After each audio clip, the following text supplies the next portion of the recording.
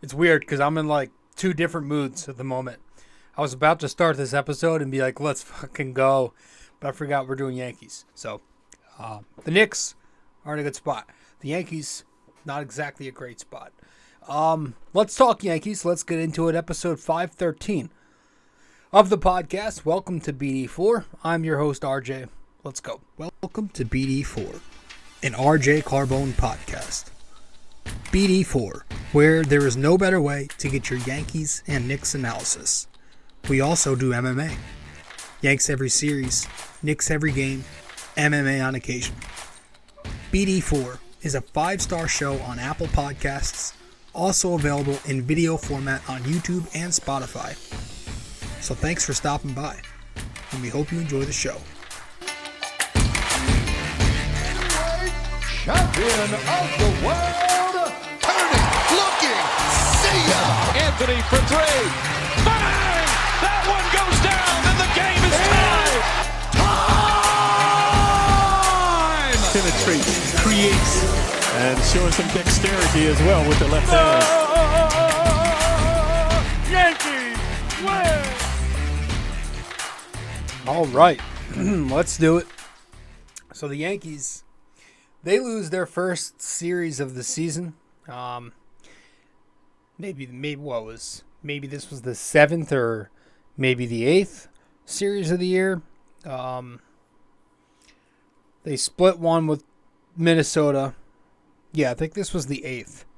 Whatever it was, the Yankees finally lose a series. The whole thing was annoying anyway because I say win games. Series don't do you damage in the standings. Individual games do, because at the end of the day, winning all these series, they're 13-9. 13-9 in the season.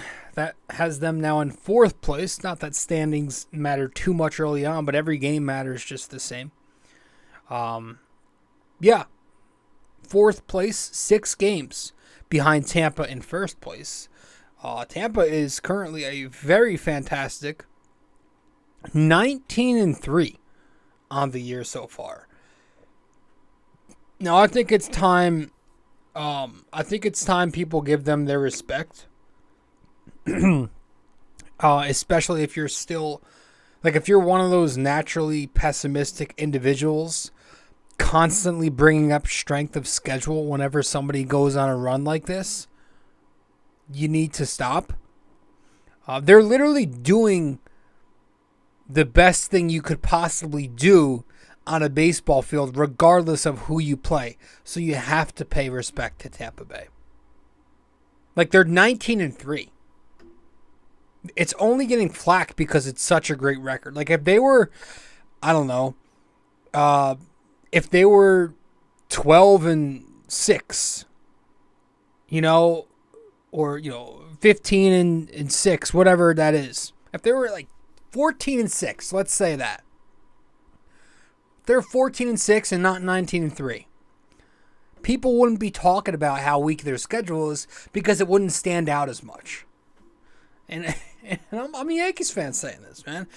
And I think at this point, listen, I think the American League East I think it's going to be a dogfight this year. I do. I think between Tampa, Toronto, and Baltimore, the Yankees now have some tough competition to edge out for that division title if they want to retain it. The winner of the AL East, very good chance they see less than 95 wins because of how tough this division is going to be. Any of those 4 teams could take it. Boston's a laughingstock. I don't care about them. I still think it'll come down to the Yankees and Jays. And I still have confidence that the Yankees can take it. Definitely less confidence than I did heading into opening day. But I'm no longer shocked at the idea that any of those 4 teams, Toronto, Tampa, Yankees, Baltimore, can be anywhere from 1 to 4 in this division. I would not be shocked. It's just the way it's shaping up, and it's just the way it's been trending the last couple of seasons. I'm not just talking about these first 20-something games. Toronto's been on the ups. Toronto's got young, developing talent. Baltimore, the same thing. Tampa, they're always there. They're always hanging around because they got great pitching. Now they're starting to hit bombs. And they're hitting for average, and they're doing a lot of good things in the baseball field. So that's something to as the season progresses, it's something to keep an eye on, that division. Anyways, the Yankees lose 2 out of 3 to the Toronto Blue Jays at home, and we're going to talk about it. Bad series. You got some bad offense, some good and bad defense, some good starting pitching efforts, just with some bad moments sprinkled in. A couple of tough bullpen appearances from some guys, and that'll get you, in total, 2 out of 3 losses. So let's get right into it. Let's get to game 1. Real quick, guys, if you are new to the show, I'm your host, RJ, and you're listening to BD4. Maybe you're watching the video format of the podcast on YouTube. So let's talk about the first game of this set, which took place Friday night. I was at the game. Domingo Germán versus Kikuchi. Top of the first inning, Vladimir Guerrero Jr. hits the 2-run blast, and it's 2-0 Toronto. Bottom of the second, Oswaldo Cabrera answers back with a home run, his first of the year, his first ever as a right-hander. 2-1. Top of the sixth, Brandon Belt slugs a home run. It's 4-1 Toronto. That was kind of the backbreaker. Domingo ends up going 6. Abreu and Weissert for 3. Top of the eighth, Brandon Belt again doubles in a couple of runs. It's 6-1 Toronto. That's your final score. The Yankees lose 6-1. The one of the, I guess, a half positive is that maybe Domingo Germán is slowly getting back on track. He has the Rosin start last time out where he was so dominant that Baldelli wanted to get him tossed. And in this game, he wasn't as dominant. He wasn't great, but I thought he still looked okay, better. 6 innings, 4 runs, 6 strikeouts, 2 home runs. I know he imploded in the end with the home run ball, but that's always been his kryptonite, command.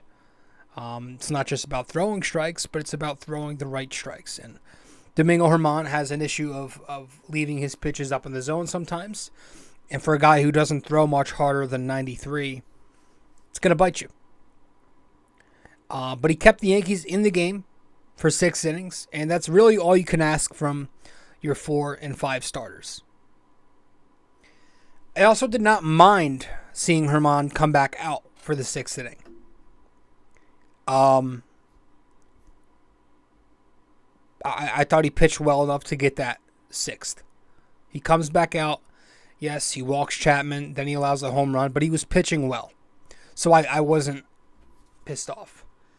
And then Abreu and Weissert entered after, and neither of them looked too great. Abreu, he looked good in the 7th, but then ran into trouble in the 8th. 3 hits, an extra base hit in there, a walk. The Judge play was tough, going up against the wall. Probably could have made the play, but I'm saying if he made the play, everyone's talking about how nice of a play that was. Whatever. It was a hard hit ball.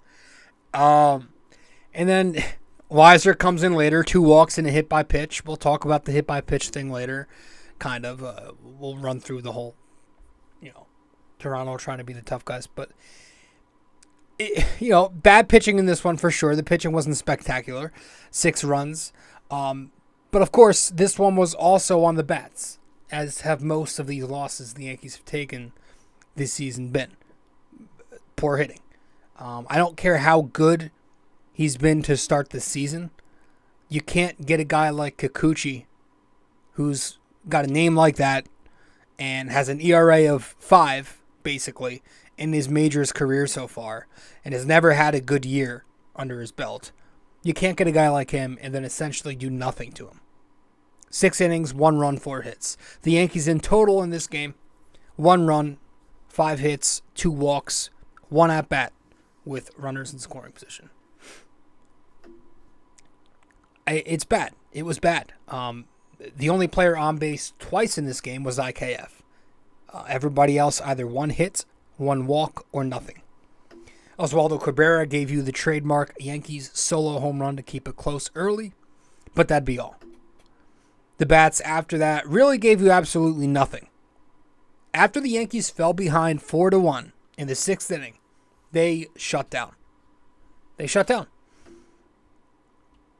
Bottom of the 6th, Judge, Rizzo, Glaber go 1-2-3. Bottom of the 7th, LeMahieu, Peraza, Cabrera go 1-2-3. Bottom of the 8th, Higashioka, IKF, Anthony Volpe go 1-2-3. And then the bottom of the 9th, you get the Judge single, but Rizzo strikes out, and then Glaber grounds into a double play.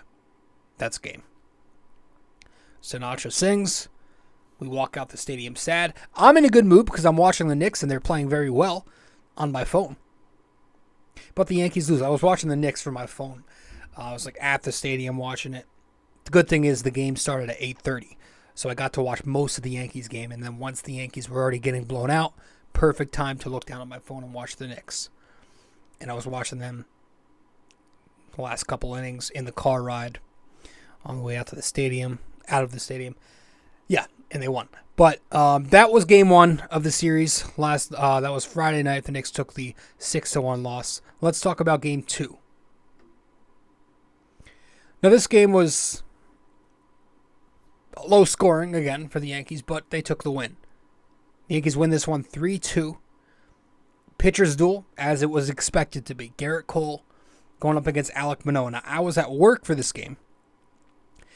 I usually try to record the games and then watch it when I get home, but somehow it always ends up getting spoiled for me. And so I found out they won on a walk-off, but it was scoreless through 7.5 innings. Cole ends up going 2 outs into the 6th before he's pulled, and then Manoah goes 7. In the bottom of the 8th, though, Anthony Volpe, off the Toronto bullpen, goes deep. Every time I miss a game, Volpe's getting a hit. I haven't missed many games, but I've missed a few of Volpe's at-bats for some reason. Leaving the room, if I'm going out to eat in the later innings or something, Volpe's up and he gets it. I always miss Anthony Volpe hits. I think I've witnessed twice Anthony Volpe get a hit live. Isn't that a ton? But his other hits, I've missed so many hits of his, and I'm really annoyed by that. 2-0 after the 8th because of Volpe. Top of the 9th, though, the Blue Jays tie it off Peralta. Jansen hits a home run. It's 2-2. And then the bottom of the 9th comes. DJ's pinch hitting, I think, for the catcher. Might have been Trevino. I don't know who he was pinch hitting for, but I'm fucking guessing. He pinch hits, gets the base hit. Blue Jays are playing 5 in. And the Yankees win 3-2. So the bats sucked. 3 hits, 3 runs. They couldn't hit Manoah's slider. This is a guy who has sucked all year. He's fat, out of shape like me, struggling with cardio to beat the pitch clock all year. And then he comes into Yankee Stadium and he turns it back to 2022. Throws 7 shutout, 2-hitter. So the pitching was great. The bullpen, Cordero closed it. He got 2 outs in the 9th, did the job. Peralta, he finally got bit. Looked bad. He put 3 on, gave up the bomb, but whatever. It's going to happen to him. He's been so nails. Clay Holmes. Clay in for the 7th was interesting. Better than having him close, I guess. But he puts a runner on. Then he gets it done. And then Ron Marinaccio pitched in this game. And Ron Marinaccio actually gets my tip of the cap this series. Because I thought he was the best reliever. I mean, he didn't pitch a ton, but he gets my tip of the cap. Yeah. Why not, right? He pitches an inning, just 1 walk, and zeros everywhere else. Blanks the Blue Jays. He comes in with traffic on the bases in a tight game, relieving Cole, and he helps him out by getting it done. He gets Brandon Belt out, who has been hot. And he finishes his day after an out in the 7th inning.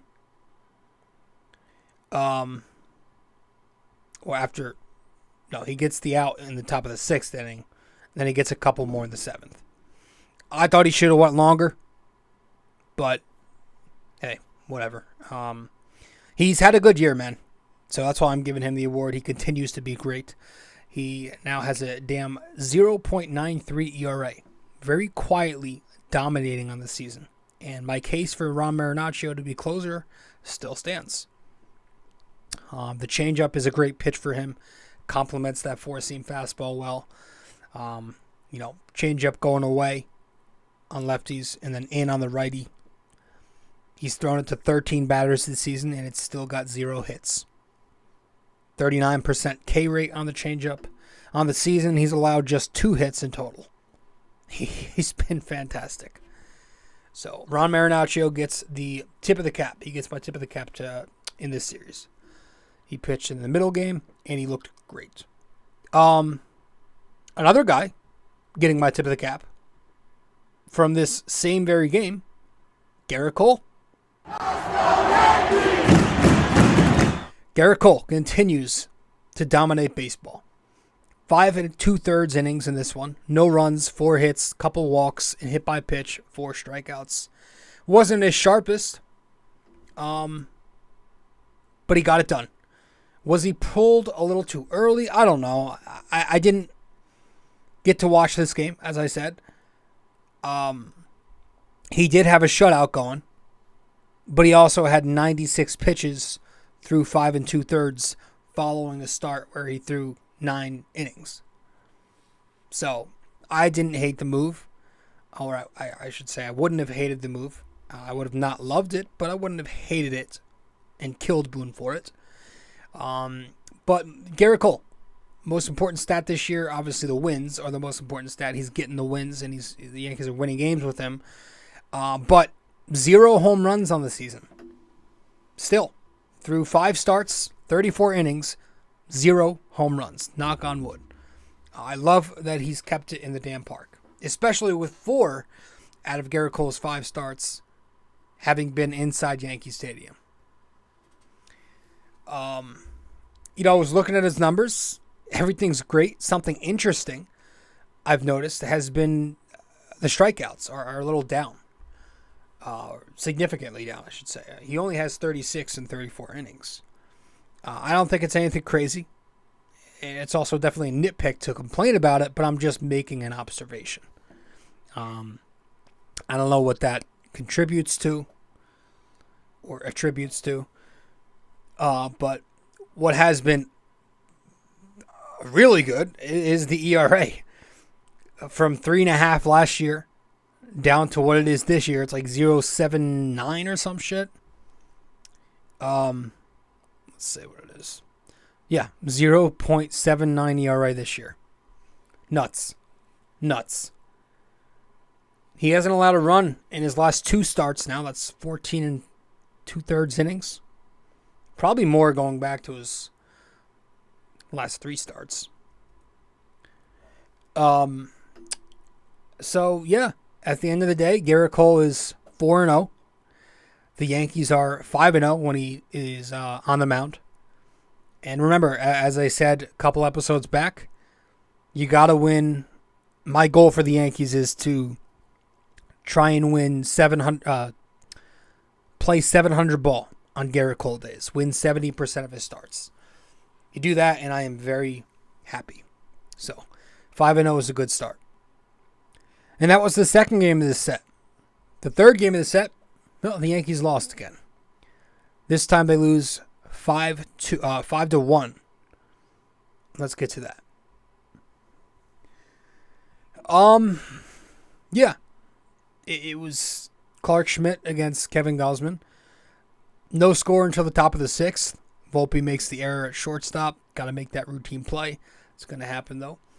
And then Guerrero hits the home run. Varsho hits the home run. Clarke Schmidt kind of unravels. It's 3-0 Toronto. Top of the 7th, Jansen doubles, 4-0. Top of the 9th, Jansen hits into a force out, run scores, 5-0. Bottom of the 9th, Yankees do a little fake rally. Rizzo hits another garbage time home run. And I think DJ picked up a hit, but that was all. 5-1, the Yankees would lose. The bats were bad again. The Yankees couldn't hit Kevin Gausman's splitter. It's a good pitch. He kept it out of the zone all day, and the Yankees kept chasing and whiffing on it. But on a positive, it was a better outing for Clarke Schmidt, right? 5 2/3 innings, 3 runs. None of them were earned. 3 hits, 2 home runs, 1 walk, 8 strikeouts. I don't like how they weren't earned because he did give up 2 bombs. I feel like 2 of those runs should be earned. But I feel like maybe Boone left him out there a little too long. After 5 innings, maybe you call it a day with him. It was obviously his best start of the year by then. I would have said, hey, take this as a win, ride off with this start and build off of it. Facing the lineup a second and third time around has always been an issue for Clarke Schmidt. So I didn't love that move. Let him go 5. You maybe throw Mike King out there in the 6th and 7th. And hey, at the end of the day, I get this one too. He was throwing a 1-hitter through 5 innings. No runs were on the board yet for Toronto. So I don't. Again, I don't hate this decision. Still, it was a good improvement for Clarke.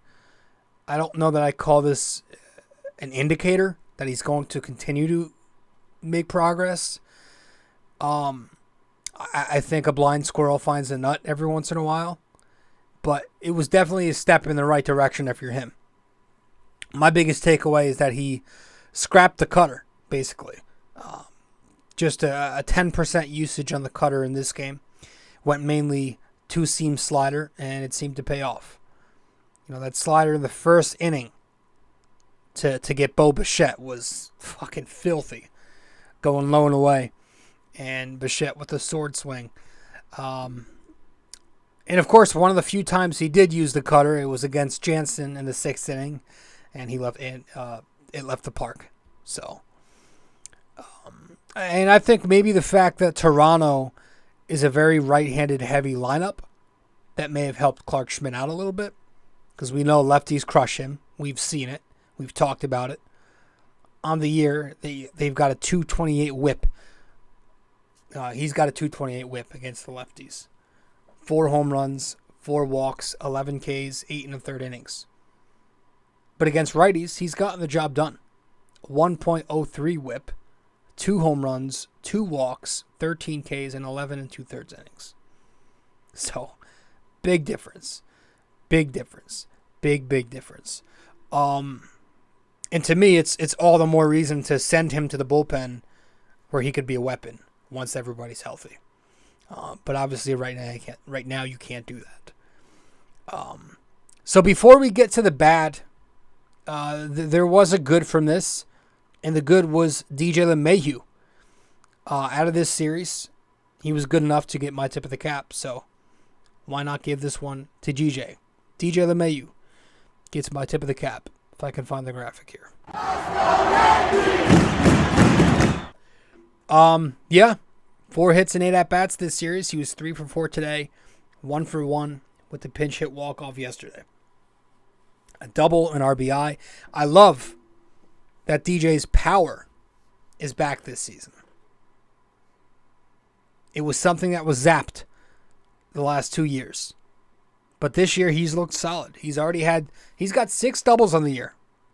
6 doubles, a triple, 2 home runs, 8 RBIs, and a .500 slugging. So. And how about the fact that he's not just bringing power, but he's starting to come through in those situational moments again. Runners in scoring position, DJ is back. RISP DJ is back. Hitting .375 so far.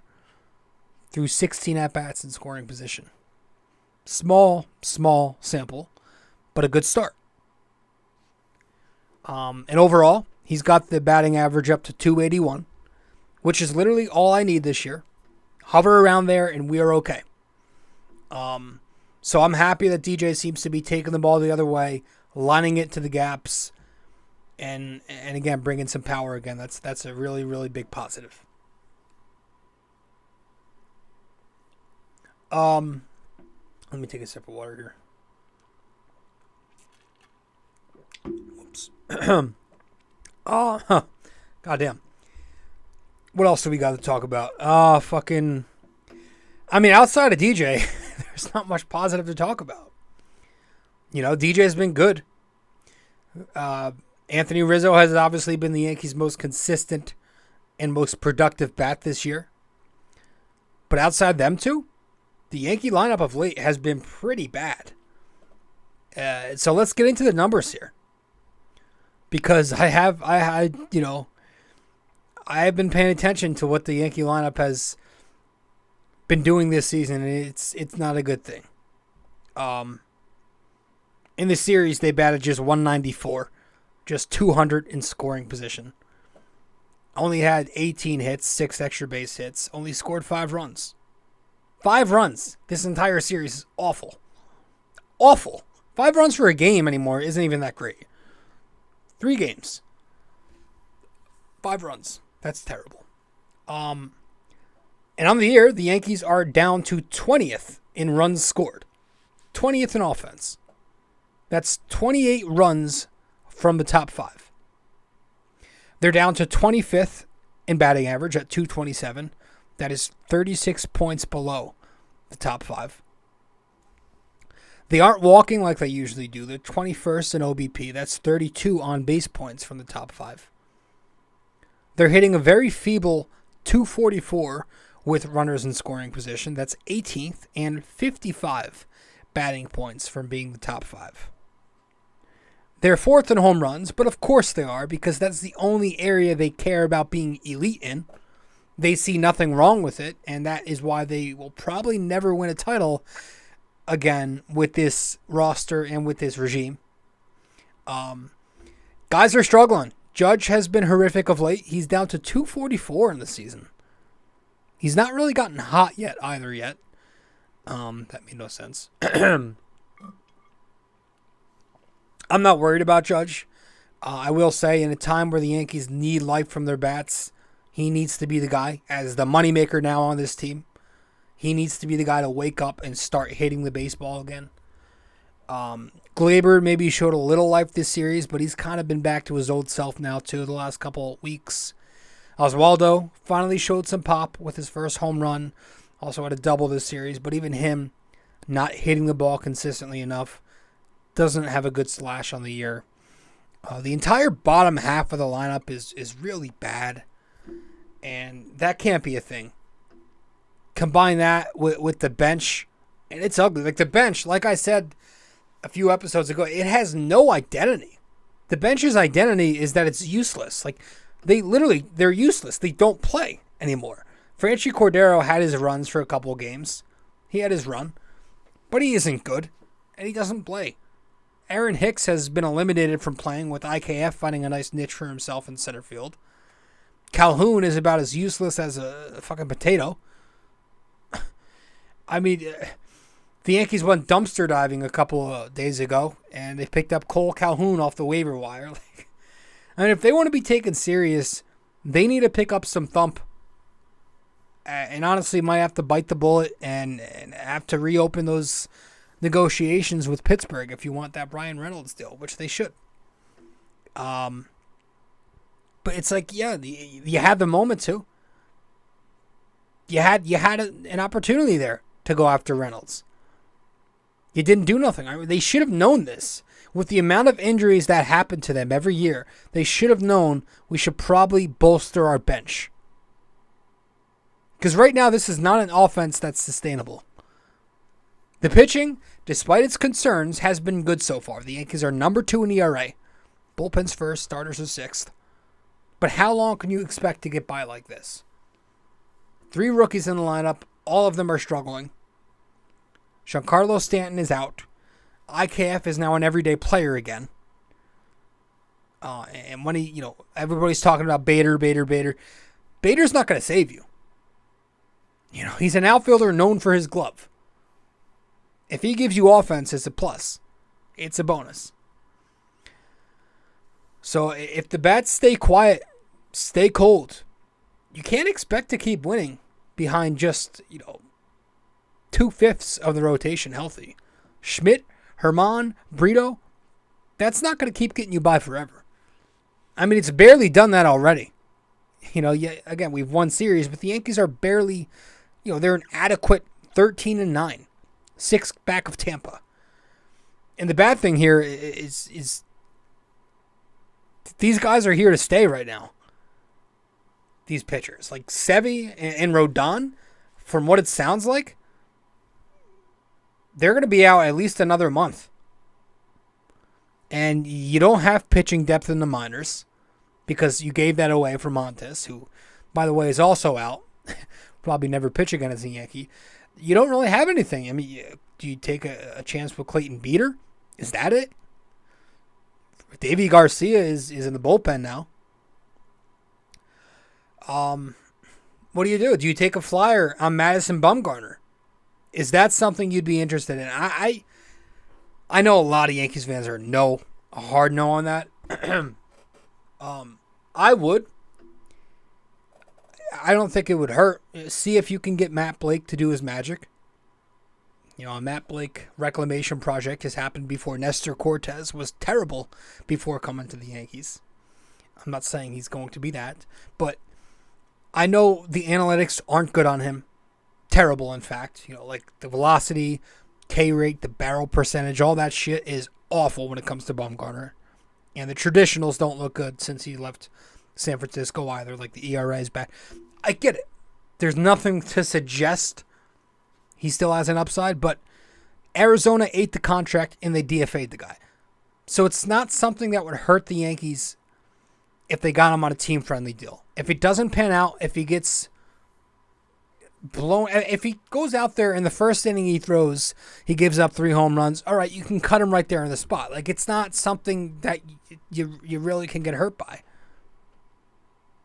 Doesn't work, you scrap it. Veteran lefty, World Series hero. Fuck it. Why not? Try it out. I don't know. Do you really trust Clarke, Schmidt, Herman, and Brito to keep doing... I don't even want to say keep doing what they've been doing because none of them have been spectacular. Schmidt's been horrendous. Brito's been all right. Herman has maybe turned a corner. But that's a lot of ifs. Do you want to keep riding with ifs for another month? I don't know. Anyways, the Yankees lose the series. Toronto is now 3rd place since they took the series. Yankees and Jays fans have been starting to go at it on, on social media because the Jays, trying a bit hard to be these new villains. The whole tough guy act with Guerrero and all his comments of late and his antics on the field, the hit by pitch thing on Friday and the taunting after he hits a home run. You got Manoah's comments on Cole. These guys can't stop talking about the Yankees. Manoah's taking his time coming out the dugout. That was interesting. I think it's great, man. I love it. I think it's great to spice up this little division rivalry. I think it's nice that Toronto has something fun going for them. At the end of the day, they never end up doing anything in the postseason anyway. So I think it's great for their fans to have their fun and feel good about themselves. I think that's always a positive. Because let's be honest, nobody's angry about it. Nobody's mad. It's fucking Canada. Who's afraid of Canada? What do they got? Snow and syrup over there? Like I don't know, man. A lot of Yankees fans getting triggered by Blue Jays fans. I don't care. Let them have a moment. Usually comes back to bite them. Maybe on a Tuesday in September in their house, 24 hours after they think they took the division. Maybe something happens. PTSD. No, it's fun. It adds to it. I'm all for it. Yeah, who's your daddy? Let's go Yankees. They lose another series, but, we'll see what happens. Not looking great, but I just don't think they're that good, man. You know my shit. You know my take on this whole team. I think they're good enough to get by in the regular season, and at the end of the day, they're not going to be good enough to make a deep postseason run. So that's my short answer here. So let's get to our break, get back, wrap it up with our trivia, and that'll be that. Stay with us. Be right back. Hey guys, so if you are a listener of the podcast often and you want to know where to find me on social media, you can find me on Facebook at BD4. You can find me on Twitter at BD4Pod. And you can also find me on Instagram at Rob J. Carbone.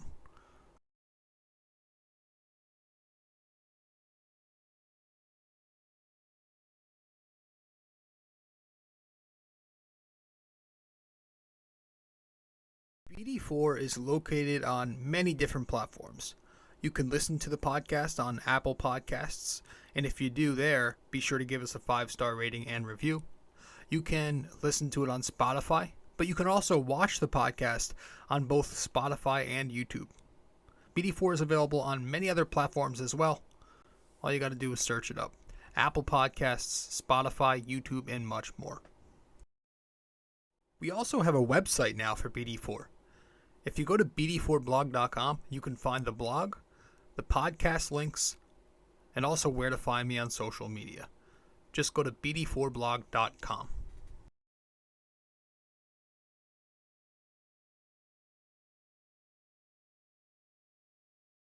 Studio 69 Productions is a podcast production agency created by Leo Rodriguez to allow content creators to market their podcast.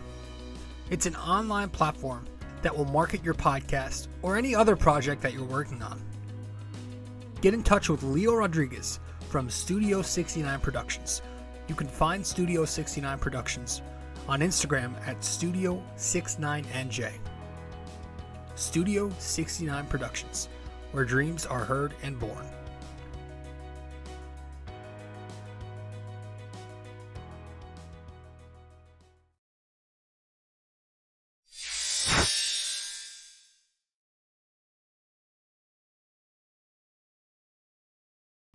All right, welcome back to the show, episode 513 of the podcast. I'm your host, RJ. The Yanks dropped 2 out of 3 to the tough guy Jays. Let's wrap this up with our trivia question of the day, and then that'll be that from there. Let's get to it.